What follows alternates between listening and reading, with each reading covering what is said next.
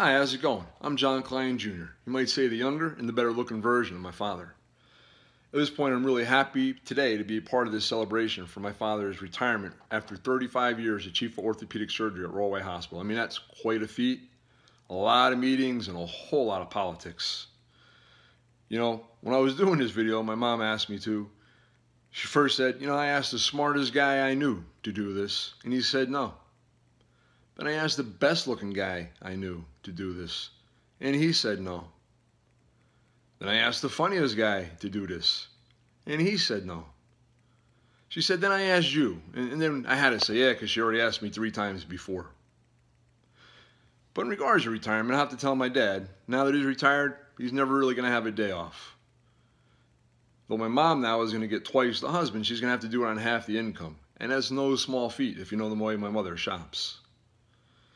So yeah, Dad, you're going to get to retire, but now my mom's full-time job begins. And if you ever heard that expression, behind every great man there's even a greater woman, there's no truer case than that in our family.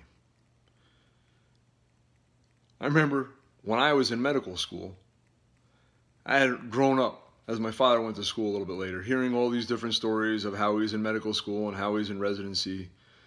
So I remember the first one that I had was basically when I was in the OR with a Chief of Surgery, Dr. Rosado, and he's telling me to cut the suture. So he's stitching it, and they would ask me to cut it.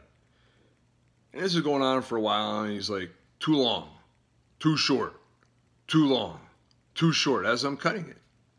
So eventually I just turn around and I say, Dr. Rosado, do you want this one too long, or do you want this one too short?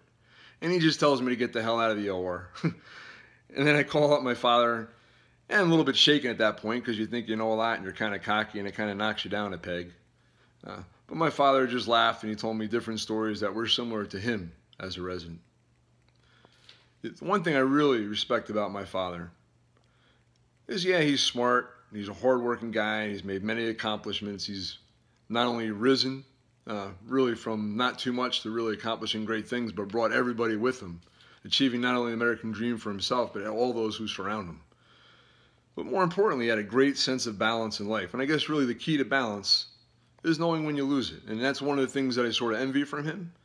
Because if I instilled or really got a hard or a strong work ethic from my dad, maybe even more so than his, I don't have that really sense of balance as much as he does as far as family, love of life, and work. And though I do enjoy my job. My father also was very even-keeled. So it was not only his balance in his whole life, but a balance within himself. I mean, they say nothing grows without rain, so you might as well embrace the storm. And that really prosperity is not a just scale for basically your friends, but it's really adversity that's a just scale, because that's really when you see people's true colors. My father is an even-keeled guy, very fair guy, and generally is a great basically family member as well as an extremely great friend, both in times of prosperity as well as times of adversity. So there really could be no truer person that I would rather honor today than my father. I mean, as a kid, like I said, I drew a picture of him as Superman, and in many respects, he's still somewhat my Superman. So great job, Dad. Enjoy your retirement. I say with this from love of my heart, you've been a great dad, a great father.